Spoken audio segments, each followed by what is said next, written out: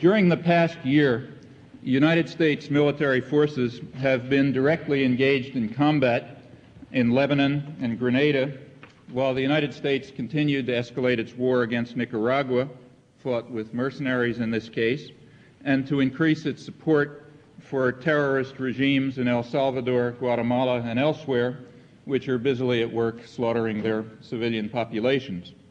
Meanwhile, Honduras is being converted into a military base, in fact, the center for U.S. Aggression and counterinsurgency and subversion in the region.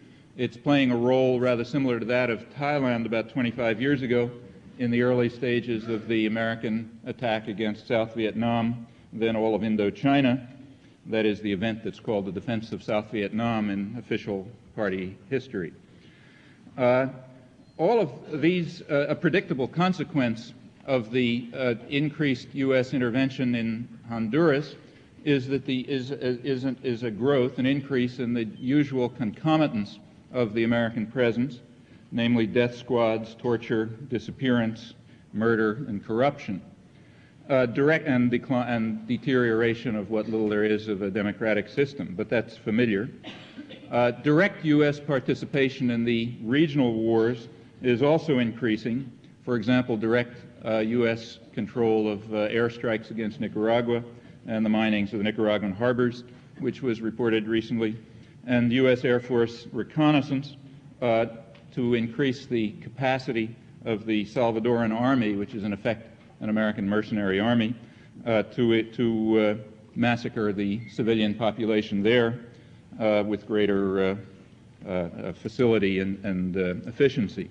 Again, all of this is quite familiar from the early days of the U.S. war in Indochina. This escalation of the United States' role in directing international terrorism, this is a completely unsurprising consequence of the commitment of the Reagan administration to militarizing the domestic economy and increasing the role of the state in the economic, increasing essentially the state sector in the domestic economic system. That is, it's quite typical, not only for the United States, it's quite typical that domestic militarization, which is our technique for increasing the state sector of the economy, it's quite familiar and common for and natural in a way for domestic militarization to go hand in hand with international terrorism and with the search for confrontation with some evil empire. In fact, the most obvious recent example of that in our own history is the Kennedy administration, which the Reagan administration very closely resembles in many ways. I'll give some examples later on. I want to discuss these underlying factors, these long-term factors.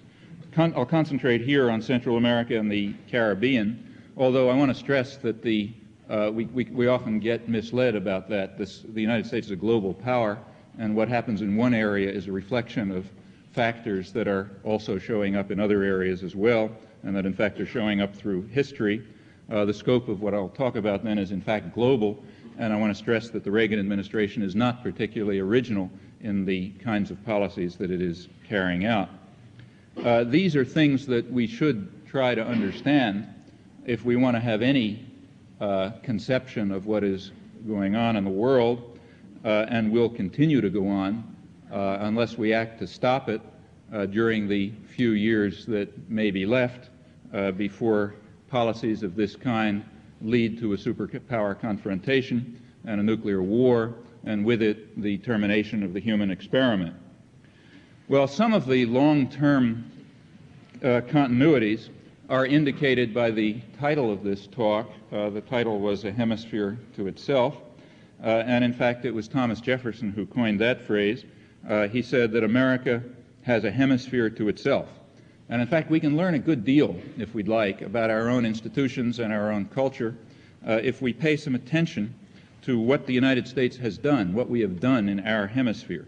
That's a topic that we can learn a good deal about. Time being short here, I'm going to concentrate on recent years with only a few glimpses into the past. Well, let's begin with right now, with May 1984. As you probably know, May 1st, 1984 was designated Law Day 1984 by a presidential proclamation. Elsewhere in the world, outside the United States, May Day is a different holiday. It's a workers' holiday, and we might remember that it was called originally in solidarity with the American workers who were struggling for an 8-hour day and were being shot down by the police and so on. But in the United States, it's a day for patriotic speeches and so on. I'm told, incidentally, that in Malawi also they don't celebrate it, but I think elsewhere they do. Anyway, here it's Law Day 1984 and the presidential proclamation. In the presidential proclamation, President Reagan hailed, I'm quoting now, a 200-year-old partnership between law and liberty. Without law, he said, there can be only chaos and disorder. That was the presidential proclamation. Well, the timing was quite exquisite. Law Day USA was proclaimed by the president on April 9th. That was the day on which Nicaragua brought to the International Court of Justice its charges against the United States for mining its ports and for attacking its territory. The day before the presidential announcement of Law Day, as part of his tribute to the rule of law, President Reagan had announced that the United States would not recognize the decision of the World Court, which, of course, the United States was instrumental in establishing. Well, so the timing was instructive, but the history is also instructive. Fact is, there's nothing new in this. This is a repetition of earlier history, much earlier history. 80 years ago, the United States established the Central American Court of Justice. This was to bring the rule of law to our hemisphere. This was shortly after presidential advisor Brooks Adams had described what we here call the Spanish-American War, but other people have another name for it. What he described that as the turning point in our history. He said, I do believe that we may dominate the world as no nation has dominated it in recent time. And in order to bring the law to one part of the area that we dominated, the closest part, the Central American Court of Justice, was established primarily at United States initiative. In 1912 and 1916, the United States refused to recognize court decisions which concerned U.S. intervention in Nicaragua, just to show you how the world changes, and the court was dead, essentially. Its last gasp was in 1922 when there was a conference of Central American states called by Secretary of State Charles Hughes, and the United States insisted that there be no reference whatsoever to the Central American Court in this conference. So that was the end of that. Note that the final blow was administered by Woodrow Wilson, who was, of course, the well-known apostle of self-determination, as he demonstrated by invading Mexico and Haiti and the Dominican Republic, among other accomplishments. Wilson's Secretary of State, the progressive William Jennings Bryan, was much amused by the Haitians at the time of one of our many invasions of Haiti, but the one that took place under Wilson. He expressed his opinion of the Haitians in the following remark. He said, "Dear me, think of it, niggers speaking French." His successor, Robert Lansing, also a progressive statesman, also under Wilson, observed that the African race are devoid of any capacity for political organization and have no genius for government. So we have to stay there and show them how to do it in Haiti. The real ruler of Haiti was Marine Commandant Waller. He was fresh from atrocities in the Philippines. In fact, he was the person who had carried out the orders to turn the island of Samar into a howling wilderness, burning everything and killing everybody there. So he had come from there to, that was the Spanish-American War, in which we liberated the Philippines and also permanently pacified several 100,000 people. He came from there, a few other, but under the Wilson administration, he was taking over Haiti, and he was very bitter, actually, at having to deal with these Haitian mulattoes, in his words, real nigs beneath the surface, a collection of coons, and that is true no matter how elegantly they talk. What particularly bothered him about them was that a lot of them studied in Paris and were giving all sorts of disquisitions about continental philosophy, but they were just nigs beneath the surface. Meanwhile, the Marines reintroduced slave labor, killed several thousands of people with much torture and brutality, and they also administered what was called a democratic election, carried out under American guns, and leaving a legacy that remains to this day in a country which is one of the most brutalized and miserable and impoverished in the world. While Wilson was bringing self-determination to Haiti in this fashion, he also brought the rule of law to the Dominican Republic. The Marines took over there too, burning villages, torturing prisoners, and in general policing spigs, as the phrase was at the time. At that time, in case you didn't know it, we were really fighting the Germans, just like now we're really fighting the Russians in El Salvador and Nicaragua. The Marine Commandant, Thorpe, when new Marine arrivals would come to the Dominican Republic, he would tell them the following, that they were serving the country just as valuably as were their fortunate comrades across the seas in Europe, and the war would last long enough to give every man a chance against the Hun in Europe as against the Hun in San Domingo. And he went on to say that there must be German provocation, he said, whoever is running this revolution in Haiti is a wise man. He is certainly getting a lot out of the niggers. It shows the handwork of the Germans.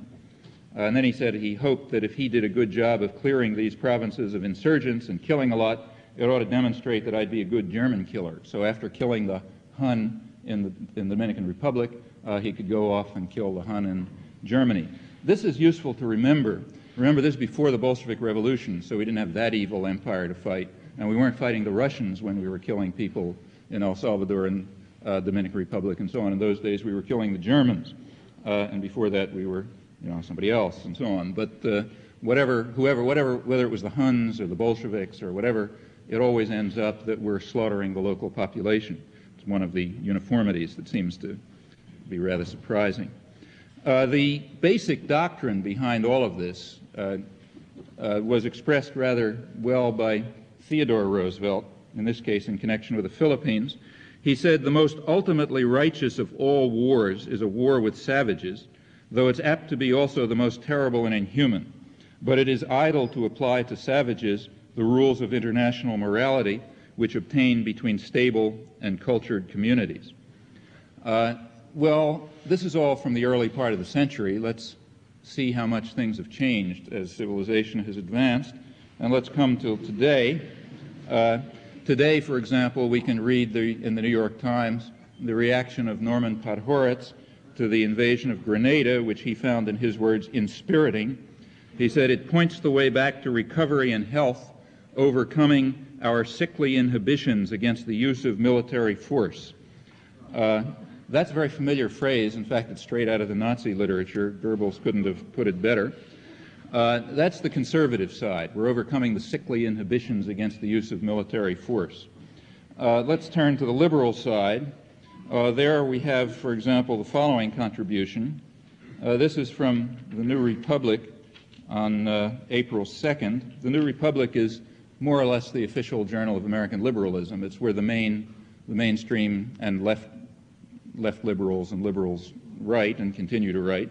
And they had a big editorial, long editorial on Central America in their April 2nd issue, which I really urge you to read. It's rather revealing. It began with advice to the Reagan administration. They said the Reagan administration should stop misleading the country. And here I'll quote, "The Reagan administration, if it is honest, must argue bleakly that there are higher American priorities than Salvadoran human rights. Human rights meaning in this context not anything so elevated as democracy, but simply the physical security of persons who may or may not be suspected of potential anti-oligarchical sympathies." Okay, so they're talking about the right of not being tortured and having your head cut off and so on, that sort of thing. That's the kind of human rights they're talking about. But they say we have higher priorities, and the Reagan administration must argue it. And going on, because of these higher priorities, military aid must go forth regardless of how many are murdered. Okay? So in other words, even if we kill them all, military aid must go forth because we have higher priorities than human rights. And this aid, they say, will go to Latin-style, I'm quoting all the way through, this will go to Latin-style fascists And the reason is, given a choice between communism and war for the people of El Salvador, no doubt the American people will choose the latter. Of course, it's taken for granted that the American people have the right to make a choice for the people of El Salvador. That's obvious. And we will choose, given a choice between war and communism for them, we've chosen war, so we'll go on killing them regardless of how many are murdered. They go on to say that non-intervention long ago disappeared as a thinkable option, and they end by concluding that in the end, the only moral choice may be military intervention, for the highest moral purposes, of course, because this is a liberal journal. Well, that's the liberal side. So on the conservative side, we have the idea that we've finally overcome our sickly inhibitions against the use of military force and recovered the health of our society. As I said, accurately, a comment straight out of the Nazi archives. And on the liberal side, we have the conception that we should go on murdering people in El Salvador regardless of how many are murdered, a statement which, as far as I know, doesn't even have an analog in the Nazi archives, but maybe one can find one. Incidentally, let me stress that all of this goes on without comment, right? Like there isn't any letter in the journal saying there's something funny about this. And no writer who writes for it thinks that there's something odd about contributing to such a journal. They're very upset about Jesse Jackson's alleged anti-Semitism, but not the idea that in the main journal of American liberalism, we call for murdering the people of El Salvador regardless of how many are murdered, and giving the aid to Latin American fascists, and because we have decided that the choice for them is for all of them to be dead rather than to be communists. Well, again, there's nothing new about this, and let me shift back to an earlier period, the most striking being the Philippines. And let's take a look at what the press was saying at that time. Here's the New York press. Whether we like it or not, we must go on slaughtering the natives in English fashion and taking what muddy glory lies in the wholesale killing until they have learned to respect our arms. The more difficult task of getting them to respect our intentions will follow. Okay? Now that's a common theme in American literature, if you look through. We're there for with the best of intentions, but the natives never seem to understand it somehow. So we always have to keep slaughtering them until they finally realize how good our intentions are, and then we can carry out our intentions. You hear this today, but you're not hearing anything new. This goes back to the origins of American history. It's very deeply rooted in our institutions and our culture, and that's something that's worth understanding.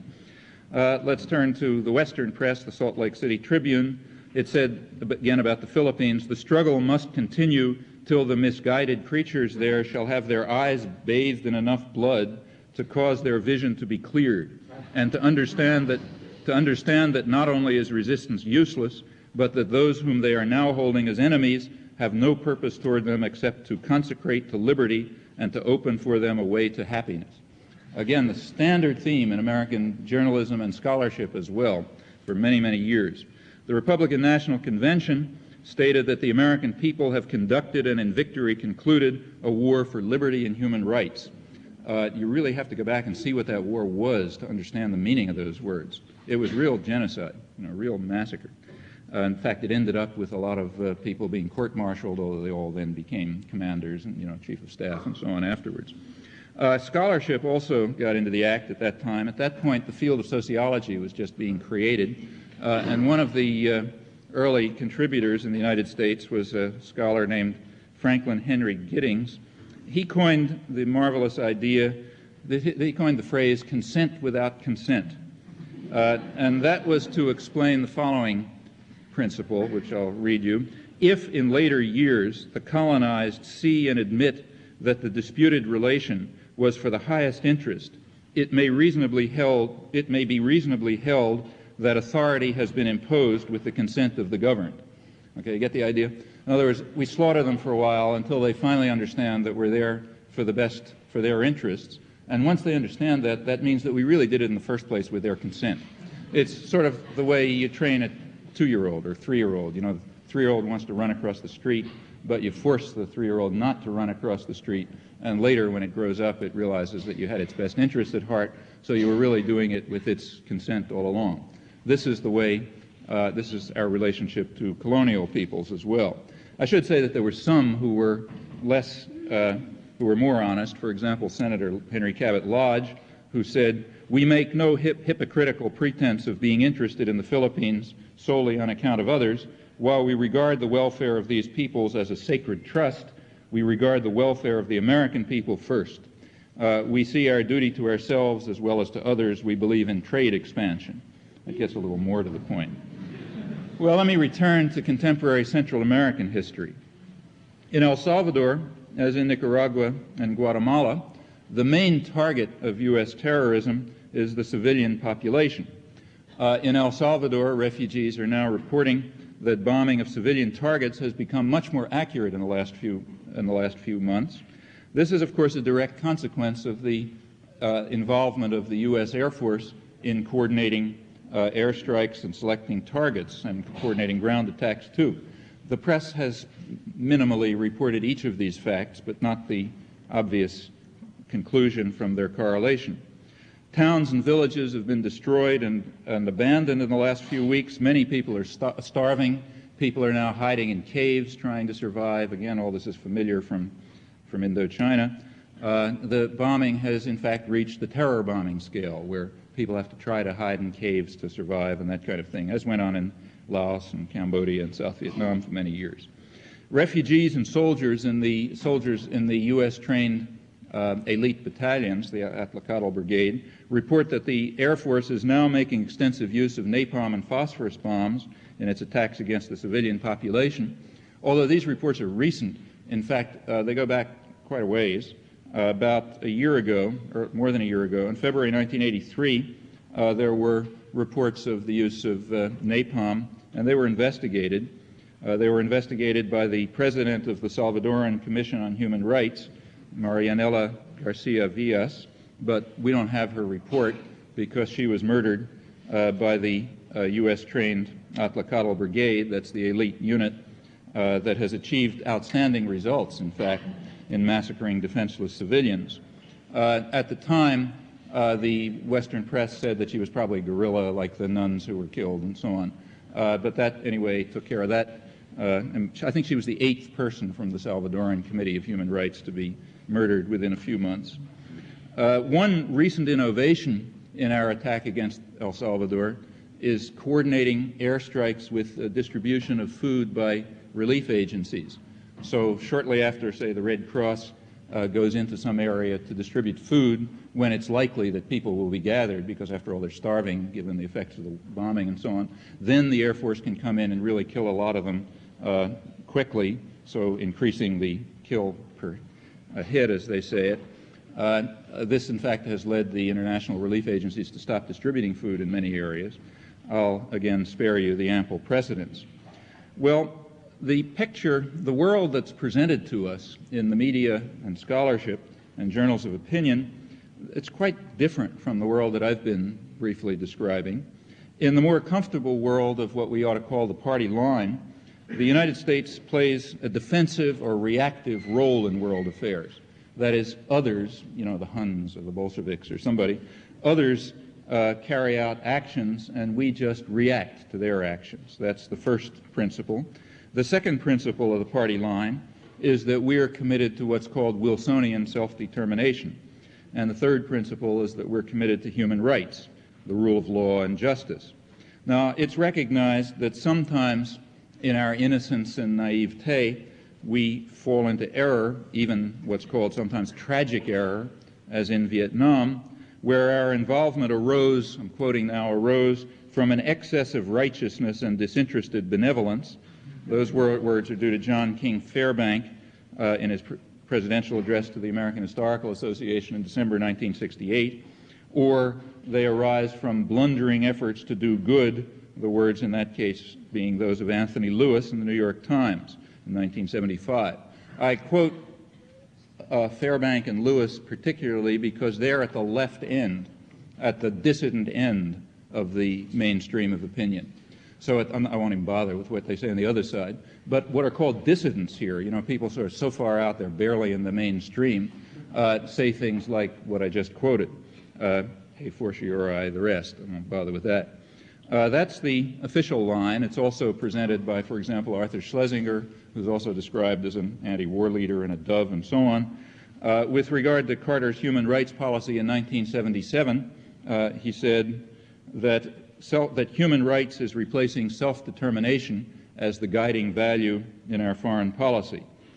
So that is, up till 1977, it was Wilsonian self-determination which was the guiding value in our foreign policy, but now it's shifting more towards human rights. Again, notice that these are all quotes from the dissident side of the spectrum.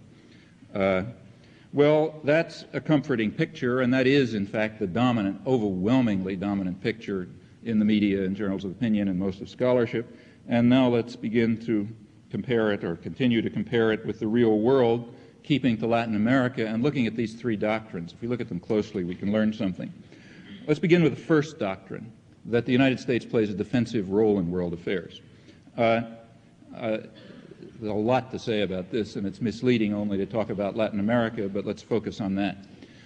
In fact, if you look at the American military buildup since the Second World War, you'll notice there are three periods when a large military buildup was initiated domestically. One was in 1950, the second was in 1961, and the third is in the period from late 1978 until today. We're now in the middle of the third of these. Let's take a look at each of them. In 1950, the timing is important. It was a couple of months before the Korean War. The Korean War was used as an excuse to carry out the buildup that was already planned, but the quadrupling of the military budget, which was carried out that time, was planned before the Korean War. And in fact, the logic of it is explained clearly in the important document NSC 68, which says that, written right before the Korean War broke out by Paul Nitze, who's still active in international affairs, luckily for the world. This was a couple of months before the Korean War broke out, and there they said that the Cold War is a real war. It called for a rollback strategy in which we have to break up the Soviet Union and maybe negotiate with some successor states or something of that kind. And it said that at home we have to have sacrifice and discipline, no nonsense about freedom of speech. We don't have time for that in a real war. Sacrifice, can't waste our resources on luxuries. We have to prepare for this battle. It's very interesting reading, not only because of its hysterical and paranoid style, but because of the fact that there's also an element of rationality. In this respect, it compares interestingly with the Kissinger Commission report in both respects. It does point out that we're overwhelmingly more powerful than the Russians in every respect, economic, military, and so on, but nevertheless, we have to defend ourselves by sacrifice and discipline and by rollback and so on and so forth. All right, that was one right before the Korean War, and then came the Korean War and the huge increase in military spending already planned. The second was 1961, the third today, roughly, 1978 to today. Well, one question that one would immediately ask is, what was this a response to? Since we're a defensive power responding to somebody else's actions, what were the actions that we were responding to in these three cases? And the answer, if you look, is that there were none. There were no threats. There was no new change, no relevant change in international affairs. In fact, nothing relevant had changed. Pretexts were used, like the Korean War, but remember that the planning was made before it. The same was true in 1961 and in 1978. The current Reagan buildup began in the latter part of the Carter administration.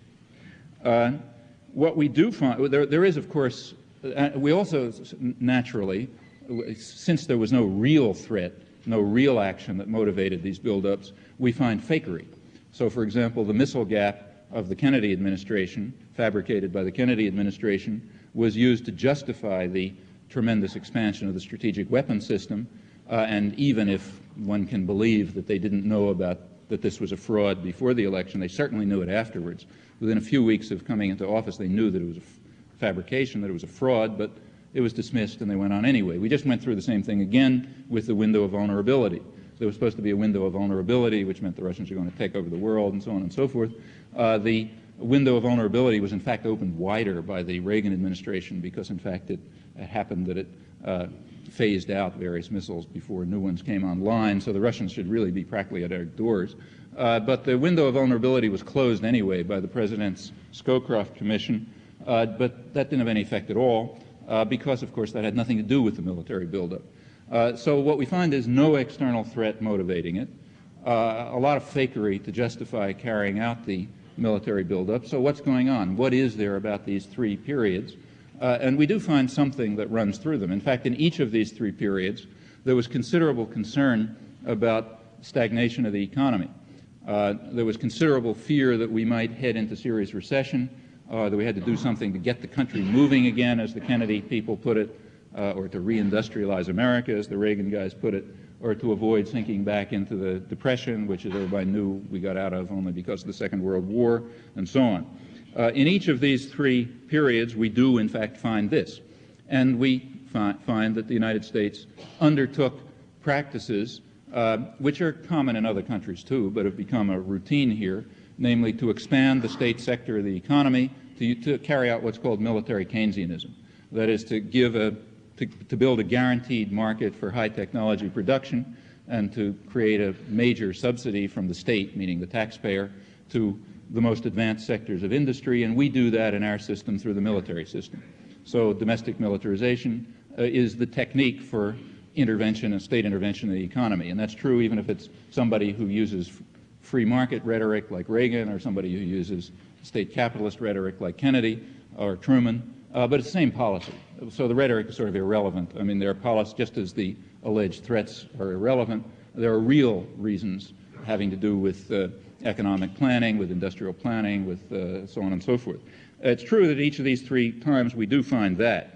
Now, we find more, and I'll come to that. Domestic militarization typically, as I said before, typically coincides with an aggressive foreign policy, with a search for confrontation and an increase in intervention. This is not only true of the United States, but we're talking about that, so let's look at the United States. And the reason for that is easy enough. In fact, the reason was stated rather nicely by H.L. Mencken, I think back in the 20s, when he said, "The whole aim of practical politics is to keep the populace alarmed and hence clamorous to be led to safety by menacing it with an endless series of hobgoblins, all of them imaginary." Well, that's more or less accurate. That's the real aim of practical politics. And this lesson is a particularly important one in a period when the government is resorting to military Keynesian techniques of industrial policy in order to overcome the threat of stagnation, to get the country moving again, and so on. That is, somebody's paying for this. You know, the taxpayer is paying, and the taxpayer has to be kept frightened, has to be frightened enough to be willing to pay for this transfer of resources from the poor to the wealthy, that gift to the wealthy, in order to bribe them to get the economy going again, which is our technique of industrial policy planning. In order to get people to accept that and pay for it, you got to frighten them. You have to menace them with a series of hobgoblins and so on, and as Mencken put it. So it was quite predictable from the early days of the Reagan administration, as soon as their domestic program appeared, and in fact from the latter days of the Carter administration, it was entirely predictable and predicted, though not in the mainstream, that this government would in fact search for international confrontation. It would search for any mechanism it could to get into a confrontation with the evil empire and to extend their aggressive actions overseas and so on. And in fact, that's been happening. They've been using all sorts of target of opportunities. Central America, Libya has been kind of useful, Libyan hit squads running through the capital, you know, aiming at our leader and that sort of thing. Libyan attacks on the Sudan, which are so secret that the Sudanese intelligence never heard about them. The amazing story of KAL-007 is an interesting case. There's no time to talk about that, but that's a really interesting one, the way the media lined up in service of the state, exactly as would happen in a totalitarian state. That's a very interesting story. If there's some time later, I'll come back to it. But all of these things are exactly what you expect.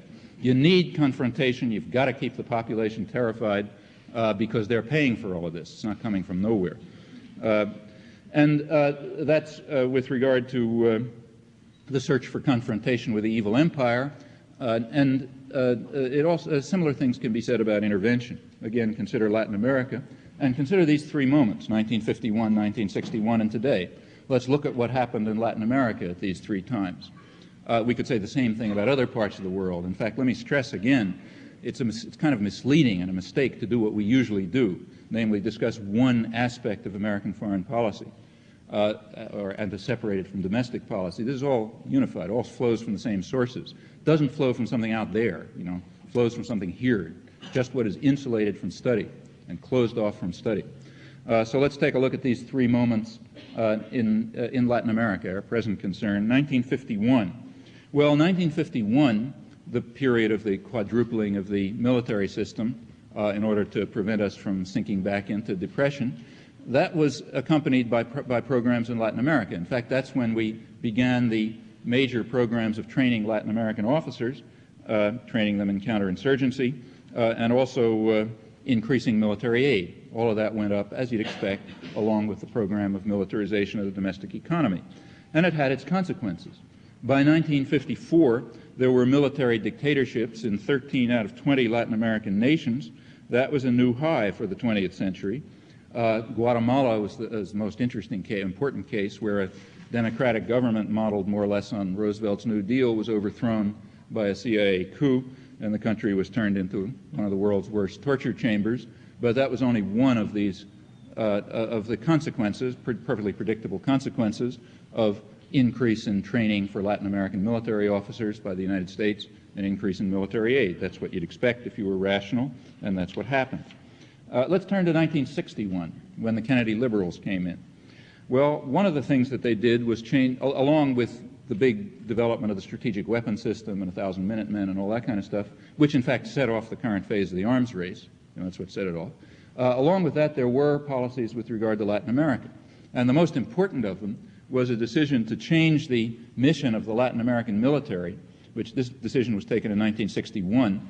And of course, we can determine the mission of the Latin American military. That's, again, taken for granted, just as we take for granted that the American people will choose between war and communism for the people of El Salvador.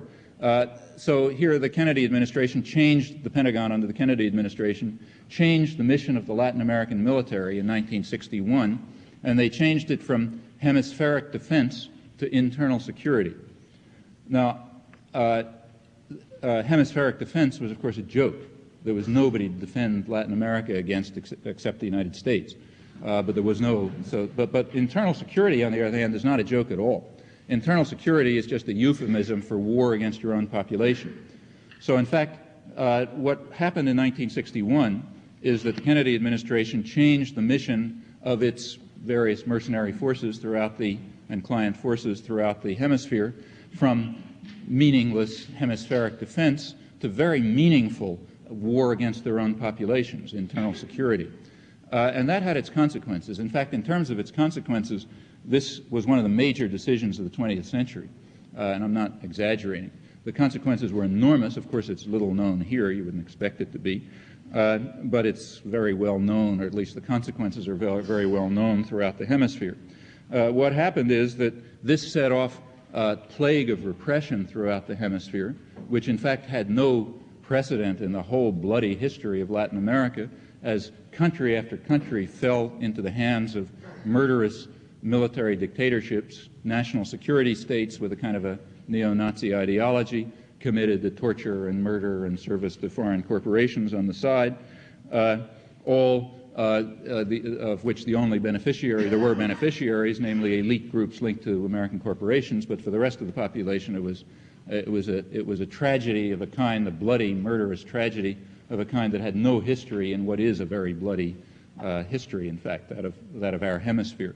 This was a direct consequence of the decision of the Kennedy liberals in 1961. It's worth noting that many of the worst murderers and torturers were specifically trained by the United States. These references to the U.S. trained elite battalions before are quite typical. For example, Rias Montt, who carried out the worst massacres in Guatemala's history, and that's saying a lot. He even got the very conservative Guatemalan bishops to talk about genocide. Genocide was their term. But he was then overthrown because he was considered insufficiently violent, and also he was considered a little bit too independent. He wasn't entirely taking American officers, and there was also some minimal threat that he might be thinking about land reform. So he was overthrown in a military coup. But when he came in, he set off a really effective major massacre. Incidentally, this was in essentially 1982. Nobody knows how many people were killed, maybe 10,000 or something like that in a few months. This led to a certain kind of respect in much of the West, civilized West. For example, the London Economist compared the success of counterinsurgency in El Salvador, in Guatemala, with the lack of success of the United States. We were killing about the same number of people, but with less success in El Salvador. And they suggested that this probably showed the relative greater efficiency of the Israeli advisors who were conducting the Guatemala counterinsurgency, as compared with the American advisors who were conducting the El Salvador insurgency. Incidentally, the Israeli advisors means, again, American mercenaries. As a client state, Israel, with virtually no economy, Israel can do nothing without American payment and support. But they suggested that the relative success of these two massacres, roughly equivalent in scale, might be due to this. Well, maybe. Anyway, Rias Montt was trained at Fort Bragg and was the director of was the director of studies at the Inter-American Defense College in Washington before he went on to conduct a massacre in Guatemala, which the very conservative Guatemalan bishops, they are very conservative, called genocide. There's also been direct U.S. participation in this, as you'd expect, all the way through. There's no time to give a lot of examples, but I'll merely mention the role of the Kennedy administration in setting up the basic framework for the death squads in El Salvador in the early 1960s, picking the people, setting up the intelligence apparatus, beginning the organization of the death squads, which have continued with direct American. This was done under the rubric of the Alliance for Progress, and it's probably the only lasting consequence of the Alliance for Progress. This is part of the Kennedy legacy in El Salvador. It was maintained with direct American participation, providing intelligence, organizing massacres, training the torturers, and so on up till today. It isn't something that happens because of bad Central American genes. It's something that's coordinated, planned, organized here for rather rational reasons. Well, that was the second of the two major American buildups here, and their consequences in Latin America. Let's turn to the third, 1978, late 1978 until today. Well, let's begin by looking at El Salvador. There was a reformist military coup in El Salvador in October 1979, which carried out by reformist junior officers. The United States, the Carter administration, the Human Rights Administration, theoretically supported it, but on some conditions, the conditions being that the ultra-right and most murderous members of the military, the top military establishment, be put into the junta and the top government. So they were, and in fact they pretty quickly took over. Within a few months they'd taken over. And the next year, 1980, was a year in which the Carter administration devoted itself with considerable success to a massive slaughter in El Salvador with quite specific aims. The purpose was, what had happened in El Salvador during the 1970s was kind of dangerous. Lots of popular organizations had developed. The Catholic Church had developed base communities. There had been peasant cooperatives. There were unions, student organizations. In fact, it looked as if the basis for democratic politics, which of course requires organizations of people, there's no democratic politics otherwise, it's a fraud, the basis for democratic politics was being established, and also possibly the basis for overcoming, for carrying out reforms which are really desperately needed in a country which has potential resources and even an economy, but totally controlled by a tiny elite. Well, while it's, it's sometimes even been called the Ruhr of Central America, it's also one of the countries with the highest rate of starvation and malnutrition.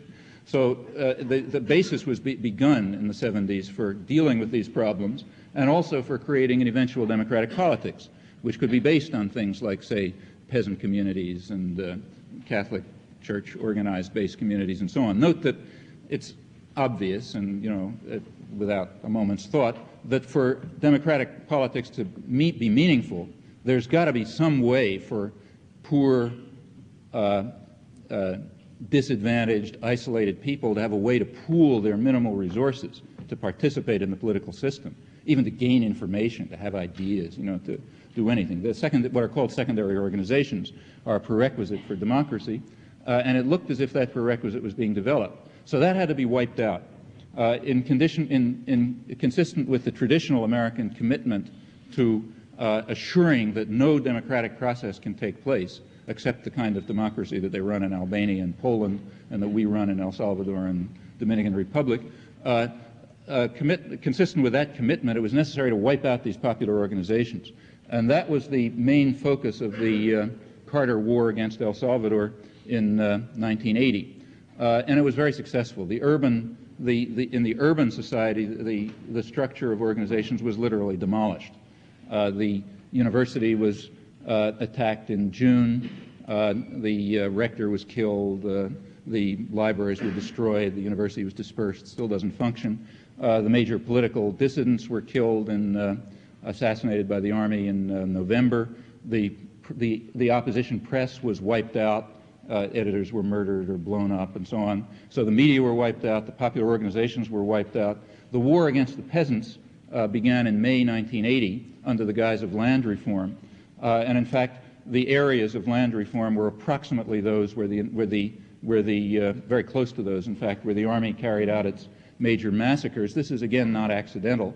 One of the best ways of killing off leadership is to bring them out, to form cooperatives, find out who the leadership is, then you can go in and massacre those people and anybody who's around them and so on. So it's not surprising that, incidentally, as in Vietnam, the main attack against the peasantry began in conjunction with land reform. This was in May 1980. There were major massacres there, like the Rio Sempul massacre, all suppressed by the American press, incidentally, known from church sources immediately and published in the international press, but suppressed here for well over a year. But that's what was going on in El Salvador in 1980. At the same time, incidentally, the Salvadoran intervention in Nicaragua began in late 1979 from the Salvadoran army against the Sandinistas, and the United States began moving into Honduras and so on. This is what was going on the last year of the Carter administration. Well, that was the Human Rights Administration. Then came, and in fact, this was all very important. Notice that this prepared the prerequisites for, this made it possible to have free elections. So the basic prerequisites for democracy were, in fact, established during the Carter administration, during this last year of massacre and destruction. The popular organizations were destroyed, the opposition was killed off, the press was wiped out, the independent radio was wiped out, the archbishop was killed, and so on. All of this having been done, it was possible to turn to free elections, which we're now doing. And let me stress again that there's nothing novel about that. There's a long history of actions exactly like that in Greece and the Dominican Republic and elsewhere. This is all, people may not learn much, but ruling groups do learn. They have a historical memory, they have consciousness, they see what's worked before, they know how to do it next time. That's why you find continuity and, in fact, greater effectiveness and efficiency the next time around, even though in scholarship and the media it all looks like something new, it never happened before, and so on. It did, it happened before. Well, that was the Carter administration, and as I say, it laid the basis for elections that are about as meaningful as those in Albania and Poland, namely the ones that the press is now lauding, just as the Soviet press lauds elections in its domain and with exactly the same justification. They'll laud another one tomorrow. When the Reagan administration came in, it changed really two things. First of all, there was an escalation, a noticeable escalation in the Carter attack against the civilian population. It was bad enough under, probably 10,000 people were killed off in 1980. But under Reagan, it got even worse, proving that things can change, And the second change, which was, again, the predictable one, was that whereas for Carter the problem was to massacre enough people in El Salvador so that the thugs that we had put into power could control without difficulty, it was a local problem, in other words, for the Reagan administration, this was immediately placed in the context of a regional war and a conflict with the international enemy, the great Satan, the evil empire. And this comes from the reasons I already mentioned, namely the growing commitment to militarization of the economy as a mode of industrialization and so on and so forth. So that's the Reagan changes, and it also coincided with a big increase in the construction of the Honduran military base and the increase in massacres in Guatemala and so on. Well, all of this reflects one aspect of the party line, namely our defensive role in world affairs. Now, what we find when you look, and if you look at other parts of the world, you'll find the same thing, is that the allegedly defensive role in world affairs conceals a lot. It conceals indigenous domestic initiatives for militarization, intervention, expansion, and aggression, and it shows up. The points where there's domestic militarization are also generally the points of expansion of aggression, intervention, terrorism, so on and so forth, as in these cases. Let's turn to the second element of the party line, our fabled commitment to Wilsonian self-determination, which I've already illustrated briefly in connection with the author of this doctrine, Wilson. Major U.S. intervention in Central America, major U.S. intervention, minor U.S. intervention began very early. The first landing of Marines in the Dominican Republic, for example, I think was in 1800. But major military intervention in Central America began in 1854, that is 130 years ago. That was in Nicaragua. At that time, the U.S. Navy burned down and destroyed a town in Nicaragua, San Juan del Norte. The reason was that this was to avenge an insult. The insult was that a ship owned by the American millionaire Vanderbilt had landed there, and the customs officials threatened to levy port charges against it.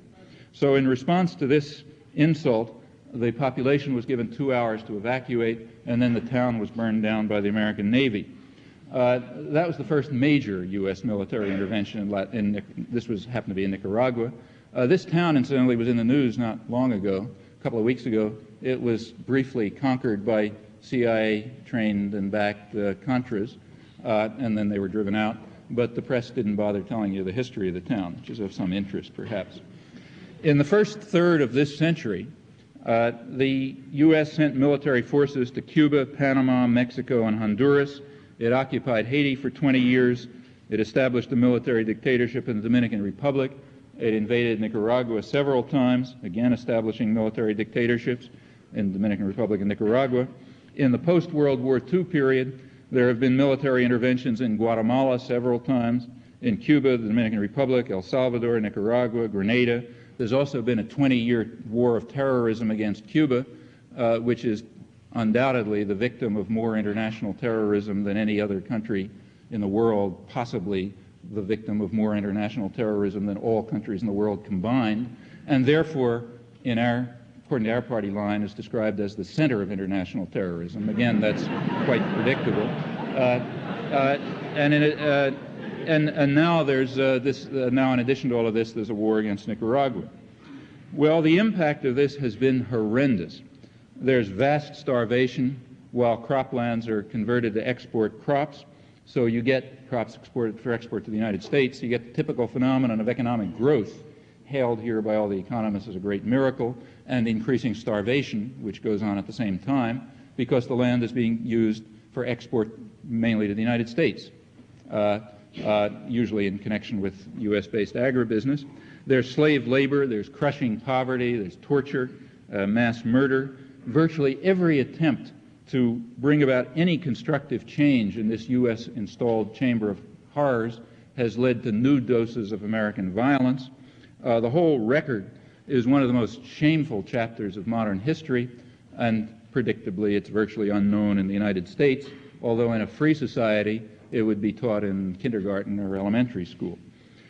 There have been times, however, when U.S. officials have described what's going on in relatively frank terms, very clear, sometimes quite clearly. One put the matter in these words, I'm quoting, "The Central American area, down to and including the Isthmus of Panama, constitutes a legitimate sphere of influence for the United States. We do control the destinies of Central America, and we do so for the simple reason that the national interest absolutely dictates such a course. We must decide whether we shall tolerate the interference of any other power in Central American affairs or insist upon our own dominant position. Until now, Central America has always understood that governments that we recognize and support stay in power, while those we do not recognize and support fall. Nicaragua has become a test case. It is difficult to see how we can afford to be defeated." That's fairly familiar. These remarks were made by Undersecretary of State Robert Olds in 1927, and the outside power that he was concerned about was Mexico. Mexico at that time was a Russian proxy. We were no longer fighting Huns in the Dominican Republic. Now we were fighting Russians in Nicaragua, and in particular the Russian proxy Mexico. Mexico then was a proxy of the Bolsheviks, so the Marines had to be sent in once again, and they established Somoza and established the National Guard, which was the basis for American power throughout the region, and in fact one of the most effective murder incorporated forces down there for many years. They killed Sandino. He was killed off by stealth a couple of years later, the guerrilla leader. During this period, as President Coolidge sent the Marines in, he made the following declaration. He said, Mexico is on trial before the world. Okay? Mexico is on trial before the world as a proxy of the Soviet Union when we send the Marines into Nicaragua. Now things have changed a little bit. Now it's Nicaragua that's threatening Mexico as a Russian proxy, instead of Mexico threatening Nicaragua as a Russian proxy. But again, there's the same conclusion, kill the spigs and the niggers and so on and so forth. That follows no matter who's a proxy for who, And all of this is repeated, at every moment of history with great seriousness and awe and so on, as if it had some meaning. It wasn't just some black comedy. Before the Bolshevik threat, as I said, we had to defend our hemisphere from Britons and Germans and so on. Well, I've talked about that already. And before that, what did we do before that? Well, it goes way back to the colonial days. In the colonial days, we had to, quote, we had to clear the woods of those pernicious creatures to make room for a better growth, as one of our moralists, Cotton Mather, explained in colonial days. Well, Robert Olds in 1927 is by no means the only person to have given an accurate and frank account of what we're actually up to while we're, showing our commitment to self-determination. There are others. Here's, for example, George Kennan, who's interesting, because he's much admired as a leading dove, and in fact that's correct. In the American context, he is a leading dove. In March 1950, when he was in the State Department, he gave a briefing for Latin American ambassadors, U.S. ambassadors in Latin America, and he said in that briefing that the main concern of U.S. policy must be the protection of our raw materials. Notice no mincing of words here. And how do we protect our raw materials? Well, he said the final answer might be an unpleasant one, but we should not hesitate before police repression by the local government. This is not shameful, since the communists are essentially traitors. It's better to have a strong regime in power than a liberal government if it's indulgent and relaxed and penetrated by communists. Okay, that's, again, the liberal side of the spectrum. And here you have to understand that the term communist is used in its technical sense in American political discourse. Namely, it's used to refer to people who are committed to, I'm quoting now, committed to the belief that the government has direct responsibility for the welfare of the people. I was quoting there from the words of a State Department intelligence report in 1949. That was a State Department intelligence warning. I was warning about the spread of this grim and evil doctrine through Latin America, and the indication that and noting that it might threaten our raw materials. And therefore we have to impose repressive and brutal governments to stop these communists, as such people have typically been called ever since, people who are committed to this doctrine. That's more or less the operational meaning of the term, whatever dictionary definition it has. That was with regard to Latin America. But again, remember that the United States is a global power, so we expect to find global policies and global doctrines, and we do. Here, for example, is a description about the same time of our policy towards Asia, also by George Kennan, who was at that time again, the leading dove, who was at that time head of the State Department policy planning staff, and I'm now quoting from PPS 23, Policy Planning Study number 23, written by George Kennan in February 1948, and he was thinking specifically about Asia, but the application is more broad. Here's what he had to say, and it's revealing. We have about 50% of the world's wealth, but only about 6.3% of its population. In this situation, we cannot fail to be the object of envy and resentment. Our real task in the coming period is to devise a pattern of relationships which will permit us to maintain this position of disparity. We need not deceive ourselves that we can afford today the luxury of altruism and world benefaction. We should cease to talk about vague and unreal objectives such as human rights, the raising of the living standards, and democratization. The day is not far off when we are going to deal in straight power concepts. The less we are hampered by idealistic slogans, the better. Now, of course, the idealistic slogans are still needed for the media, for a lot of scholarship, for the schools, and so on. But where the serious people are, the problem is that we have to maintain this disparity, and obviously it's got to be maintained by force. So none of the idealistic slogans at home. So when you're setting up death squads in El Salvador under the Alliance for Progress and so on, you're not hampered by these idealistic slogans. That's for the masses, for us, and so on. Well, given this kind of thinking, it's not too surprising that President Kennedy should say, with regard to El Salvador, after supporting a military coup there, that governments of the civil-military type of El Salvador are the most effective in containing communist penetration in Latin America, this at the time when he organized the basic framework for the death squads that have been torturing and murdering ever since, and which we attribute to some kind of extreme right-wingers who somehow we can't get under control.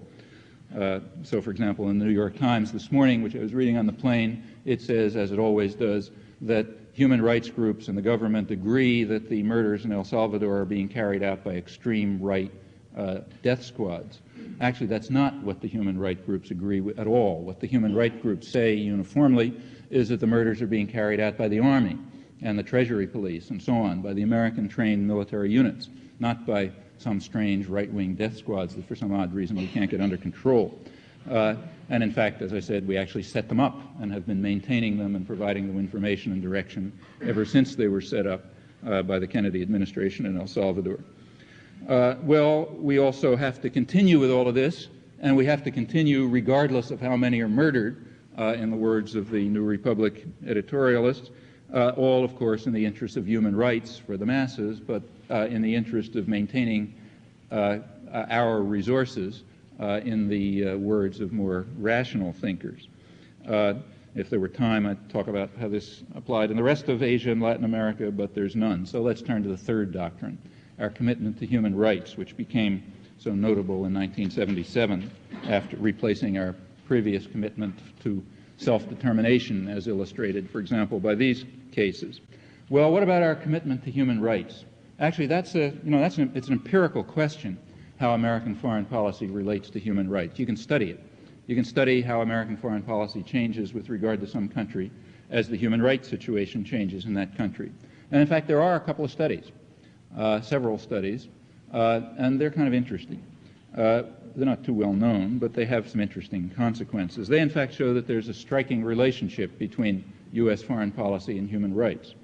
One study was carried out by Lars Schultz, who's a very well-known Latin Americanist, and in fact the author of the standard scholarly work on human rights and Latin American policy, foreign policy, and a sort of a mainstream, serious, liberal Latin American scholar.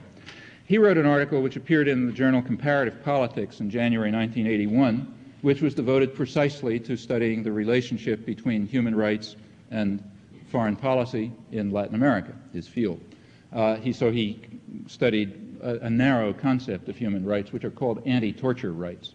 That is, the right to be free of torture and degrading punishment and brutality and so on the part of the government. And he compared changes in the human rights climate in that sense, anti-torture rights, with American aid, and he found a correlation. I'll quote from his conclusions. U.S. aid has tended to flow disproportionately to Latin American governments which torture their citizens. It has tended to flow disproportionately to the hemisphere's relatively egregious violators of the fundamental human rights. Now, you might think that this is just a sort of a byproduct of our commitment to human needs. Somehow the governments committed to human needs are the ones that are torturing their citizens. So he looked into that, and he found that human needs were uncorrelated with American aid policy. So no correlation with aid, but a very good correlation with torture, murder, brutality, death squads, and so on. He also found out that the correlation was quite strong, that it included military aid, and that it extended through the Carter period.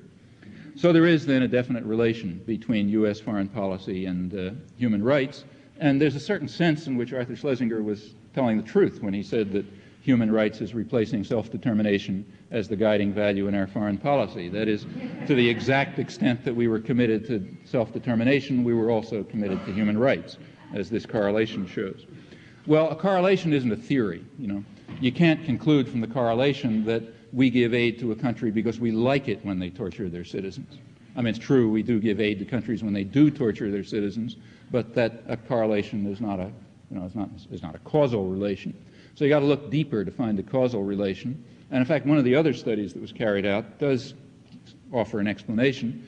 This was carried out by Edward Herman, who's an economist at the University of Pennsylvania and a co-author of mine occasionally, has written a number of very important things in this area. And one of the things that he did was carry out a study of the correlation between U.S. foreign policy and human rights. And he'd used slightly different indices than Schultz, and he also, it was worldwide, not Latin America, but he essentially found the same correlation. That is, the more the human rights climate deteriorates in some country, the more we give it aid. Okay, that's very close correlation. So that's essentially the same result. Similar study was carried out by Mike Clare with somewhat different techniques, but essentially the same result.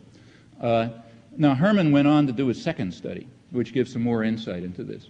He carried out a study of the correlation between American aid and changes in the investment climate in particular countries. So you look at, that was measured by things like, say, laws permitting repatriation of profits and so on, and, you know, cutting down taxes for international corporations, things of that kind. And again, he found a very good correlation. That is, as the investment climate improves, American aid goes up. Okay, now given these two correlations, you can immediately see what's going on. Now we have a theory. It doesn't take much thought to figure it out. American foreign policy is overwhelmingly determined by the needs of investors, naturally. I mean, they're the ones who run the government and largely staff it and hold the external power. So obviously, foreign policy reflects their interests. And the needs of investors are for a favorable investment climate. So therefore, of course, we'll give aid to countries that improve the investment climate. To put it a little more crudely, countries that allow us to rob them at will, we'll give foreign aid to. That's natural. That's to be expected. And in fact, there's documentary evidence to explain the reasons, such things as those I quoted, and there's a long history showing that this works. So that correlation we expect. Well, now what about the other correlation? Well, see, that's also expected, because there's a very close and natural relationship between improvement of the investment climate and deterioration of the human rights climate. That is, if you want to improve the investment climate in some country, the best way of doing it is to murder union leaders, murder priests who are organizing among the peasants, destroy cooperatives, wipe out any opposition press that might be talking about using resources for your own needs, and in general, attacking the kind of people who are communists in our special sense, that is, who think that the government ought to be concerned with the welfare of its own population instead of the welfare of Big Brother, the obviously transcendent interest. So you expect then a correlation between deterioration of the human rights climate and improvement of the investment climate. And given those facts, we have a rather natural explanation for what's going on. American policy is overwhelmingly determined by questions of investment climate and the like, and a consequence of that in countries like those in our domains is brutality, murder, torture, and so on. So therefore, there's a correlation noted in the earlier study between deterioration in the human rights climate and increase in American aid. In short, we do not support and aid countries because we like the murder of priests and the decapitation of peasant leaders and so on and so forth. Rather, that's irrelevant, basically.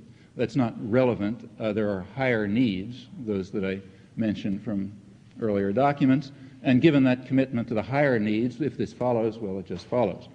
Now, that's an interesting finding. It ought to, as I say, it's not exactly what you learn in elementary school or anywhere else. And in fact, not only is the conclusion suppressed, though it seems a rather important one, but the data relating to it is suppressed. So, for example, the articles, say, by Lars Schultz, who's a major Latin Americanist in a mainstream journal, is not, very well known. It's not on every reading list in your courses, I suppose, though it ought to be because it's very enlightening. And similarly, with respect to the other studies that I mentioned, similarly, the main facts are suppressed. Like, there aren't many people who know that since we overturned the democratic government of Guatemala in 1954 with a CIA-backed military coup, human rights groups estimate that about 145,000 people have been murdered. That's not well known.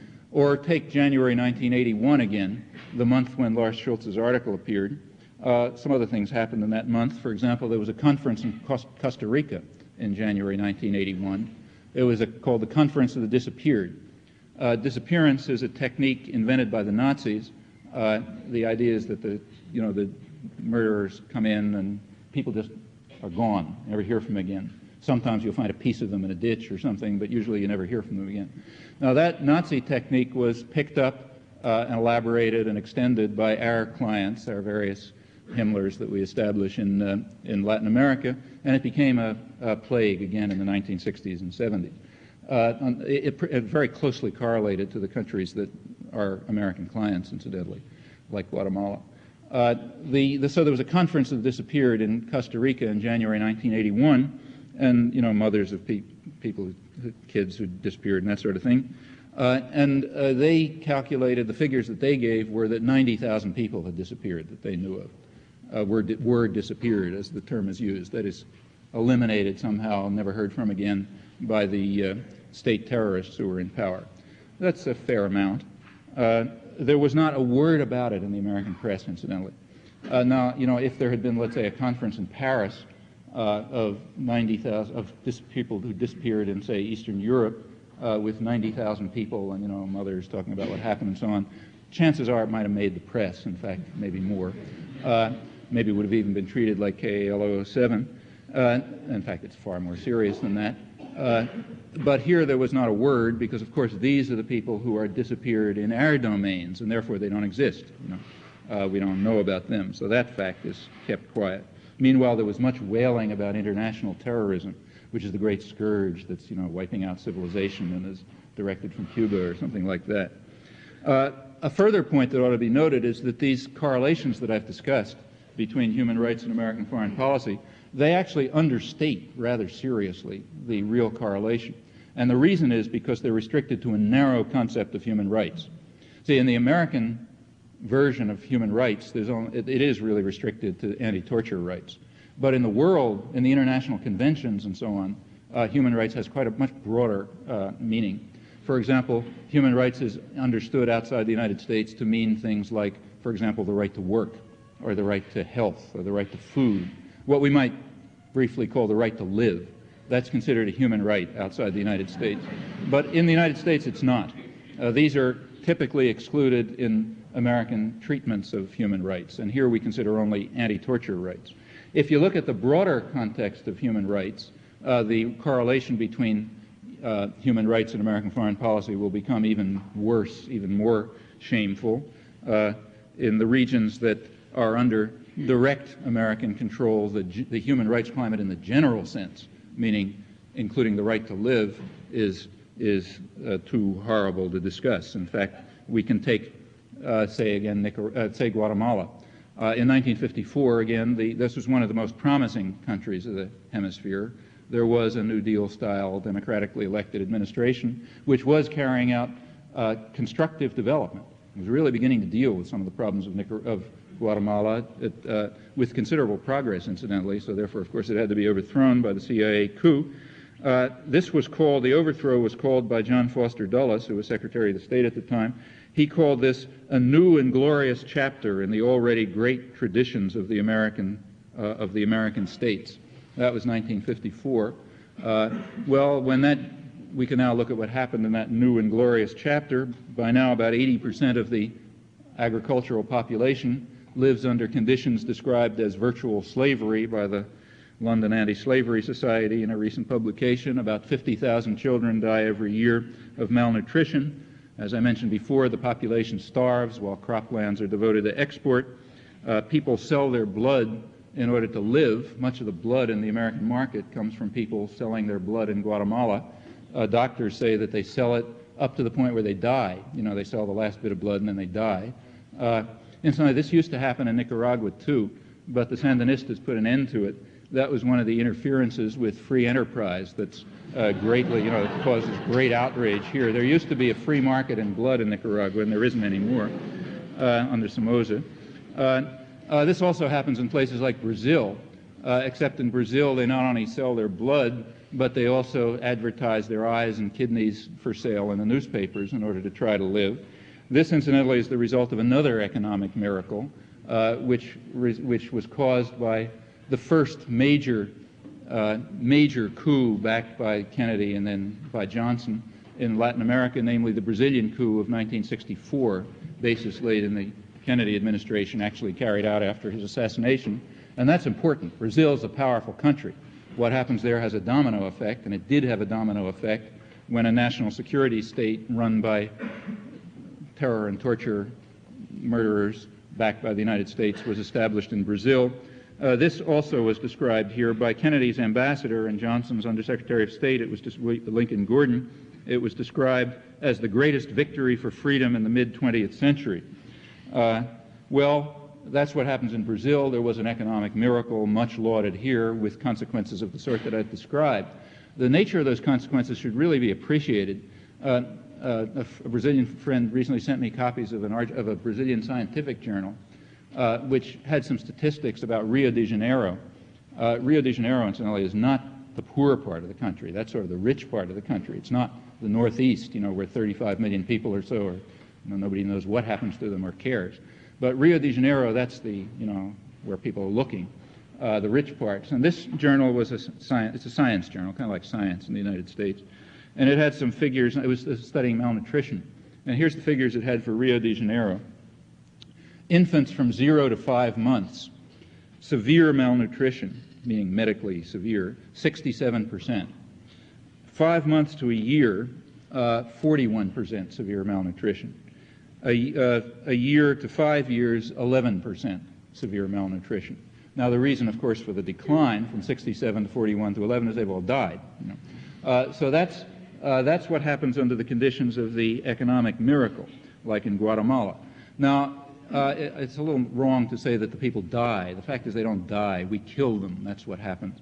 We kill them by supporting, by carrying out policies supporting the regimes of the kind that I've described, and by intervening with force and violence to suppress and destroy any attempt, however minimal, even on a speck like Grenada, however minimal, we've got to stop any attempt to bring some change into this. That's the history of our hemisphere, as indicated by these examples. Or again in Guatemala, we overthrew the democratic government in 1954. In 1963, there was a threat that there might be another democratic election, and that Arevalo, who was the most, who was the main sort of democratic leader, might run and certainly win. So the Kennedy administration intervened again to back a military coup to ensure that there wouldn't be any democratic election there. That is, the prerequisites for democracy had not yet been fully established in Guatemala. So we had to support another military coup. In the late 60s, Green Berets and American planes based in Panama were directly involved in massacres there to suppress a guerrilla movement which arose as a result of all of this. Maybe 8,000 or 10,000 people were killed. This went on through the 70s. In 1977, Congress put some constraints on direct military aid to countries like Guatemala. That's what's called here the Carter Human Rights Policy for some reason. There were congressional constraints on sending military aid to Guatemala, so we therefore had to turn to surrogate states, Argentina and primarily Israel in this case, which is the main arms supplier of the Guatemalan neo-Nazis since 1977. And that's the country that's probably most like Nazi Germany in the world, I suppose, or anyway, pretty close. Incidentally, while it's commonly stated here that American aid to Guatemala stopped in 1977, that's false. In fact, American military aid barely changed. When you look at the Pentagon printouts, you find that military aid continued at approximately the normal level through various mechanisms in the period of the alleged aid cutoff. So that was Guatemala, and let me say then, as in Brazil, that they don't die, we kill them. Well, I could go on and would like to go on to talk about other parts of the world, but there's no time. Let me finish, finally, emphasizing what I think is the main point that we ought to bear in mind. The real victims of the policies we conduct in Latin America and in much of the rest of the world, the real victims are the millions of brutalized, tortured people throughout much of the Third World. Now, we have a very highly effective ideological system, and it prevents us from seeing any of this. Our institutions protect us from all of this, except very sporadically and in a very misleading way, as if they were isolated phenomena or some sort of odd consequences of our unique benevolence or something of that kind. Now, this is a very important topic, rarely studied, just as the main drift of American history is rarely studied, and one that's certainly worth commenting on in itself, but I won't have time. If we had the honesty and the moral courage, what we would do, we would not let a day pass without listening to the cries of the victims.